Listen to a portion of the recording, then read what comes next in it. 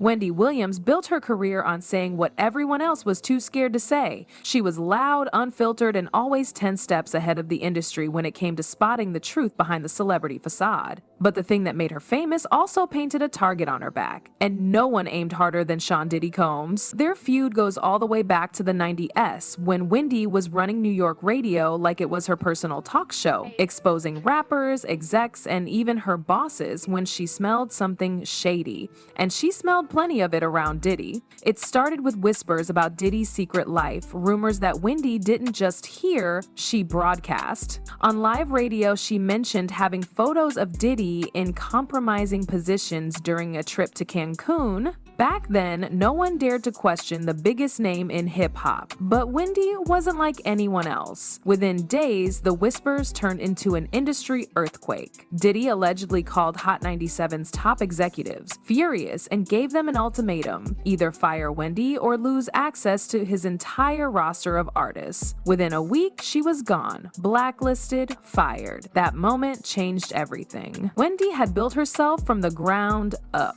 and Diddy managed to erase her from the airwaves almost overnight. He didn't just stop at firing her, he reportedly made sure every radio station in New York knew that hiring her meant war. And back then, that was enough to end a career. Wendy, however, didn't disappear. She resurfaced years later on TV, reinventing herself as the queen of daytime gossip. Still unfiltered, still dangerous, and still unafraid of Diddy. When Diddy appeared on her show in 2017, the reunion felt strange, like two people pretending to be friends after decades of bad blood. They smiled, laughed, even joked about the past, but anyone who'd followed their story knew there was tension in the air. Wendy's smile looked forced, her body language stiff. And when Diddy mentioned meeting her son backstage, her entire expression changed. The confident Wendy vanished for a split second. Eyes widened, her words stumbled, and she looked terrified. People who watched that clip years later couldn't shake the feeling that Diddy was sending her a quiet threat in plain sight. Because behind the cameras, the tension never really went away.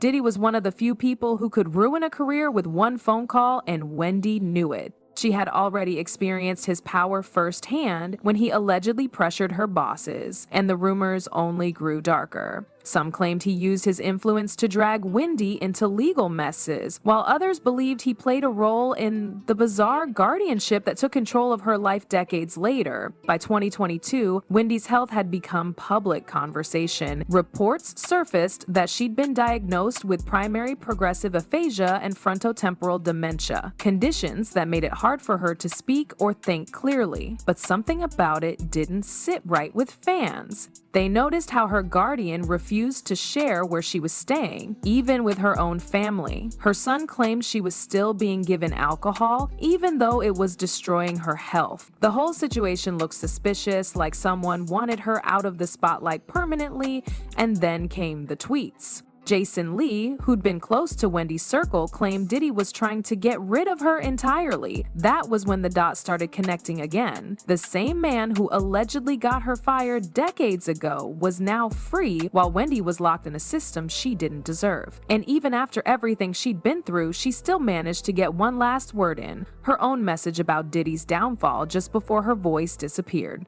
Diddy's grip on power didn't just come from music, it came from fear. People in the industry learned early that crossing him meant losing everything. He had money, reach, and an ego that could crush reputations like glass.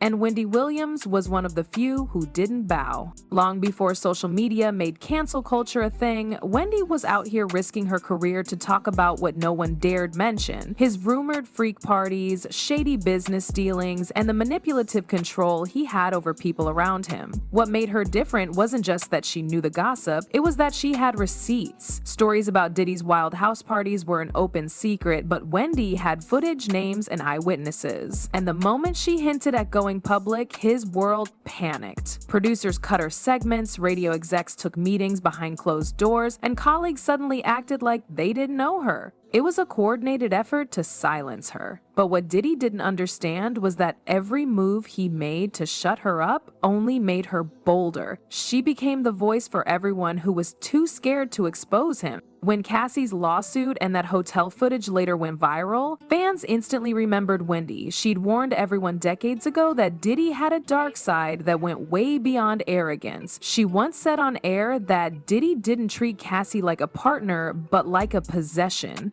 At the time, people brushed it off as typical Wendy drama, but in hindsight, it looked like she had been trying to save Cassie before things got worse. And the club shooting with J-Lo and Shine? Wendy was the only major media personality questioning what really happened that night.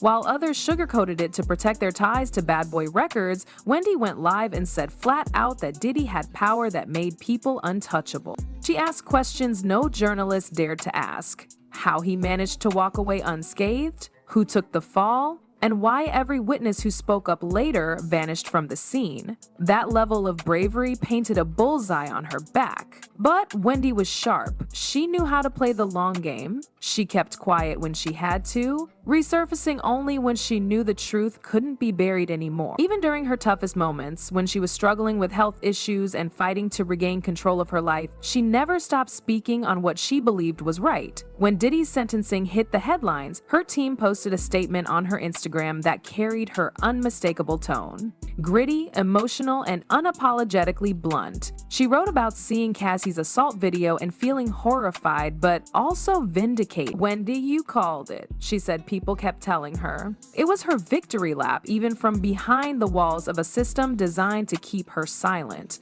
People close to her say she felt betrayed, not just by Diddy, but by the industry that let him get away with everything.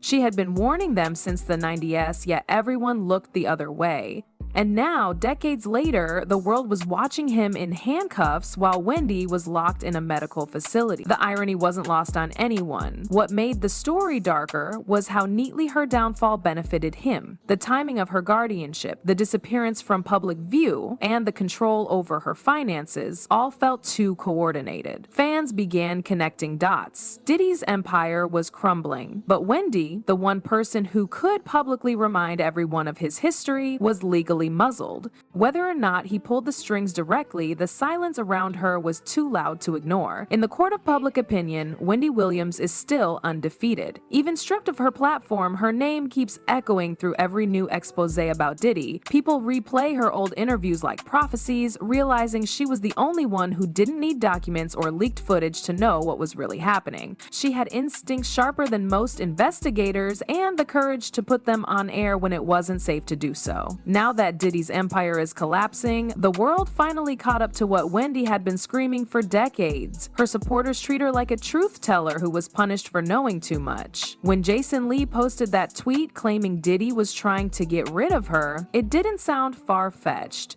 The timing was too neat, the silence too enforced. The legal guardianship, the hidden location, her son being kept away, everything reeked of control. Kevin Jr. himself admitted that Wendy's caretakers were still giving her alcohol despite medical warnings. To many, it felt like they weren't trying to help her recover, they were trying to keep her sedated and compliant. And behind the scenes, whispers grew louder that Diddy still had connections deep enough to pull strings in legal systems and media outlets alike. What makes the situation even creepier is how eerily Diddy's playbook with Wendy mirrors his treatment of others. He had a pattern: charm, control, and eliminate. Whether it was artists he managed, women he dated, or journalists who questioned him, his tactics rarely changed. He'd smile for the cameras, praise his critics in public, then dismantle their careers in private. For years, it worked flawlessly. But now, with evidence surfacing, victims speaking, and the internet refusing to move on, the armor is cracking.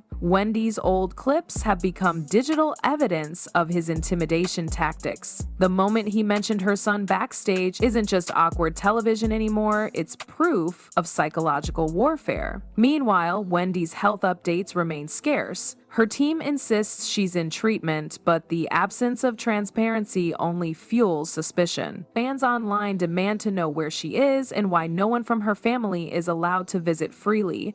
A movement quietly formed under the hashtag #FreeWendy, with users compiling clips, statements, and timelines that make the situation look more like a cover-up than a medical intervention. Some even believe Wendy was silenced intentionally right before Diddy's legal troubles hit the mainstream, as if someone feared what she might say once cameras found her again. And yet, her voice lingers everywhere. People quote her catchphrases like scripture, her interviews circulate like hidden files, and every time Diddy's name trends, Wendy's face appears in the comments. Even if she never steps back into the spotlight, she already won the long game, because what destroyed her professionally ended up exposing him publicly. The same gossip that cost her everything became the truth that dismantled his legacy. The sad part is how preventable her suffering was. Had people believed her earlier, maybe she wouldn't have been cornered into silence or dependency. Maybe she'd still be hosting her show, delivering her signature "How You Doing?" while breaking another industry secret. But even if she never speaks again, her impact is already immortal. She turned her pain into proof and her downfall into a warning. Now, as Diddy faces his 4-year sentence, the irony is chilling. The man who once bragged about being untouchable is finally caged, while the woman he tried to bury has become his most haunting legacy. Wendy might not be able to talk right now, but her truth is doing all the talking for her.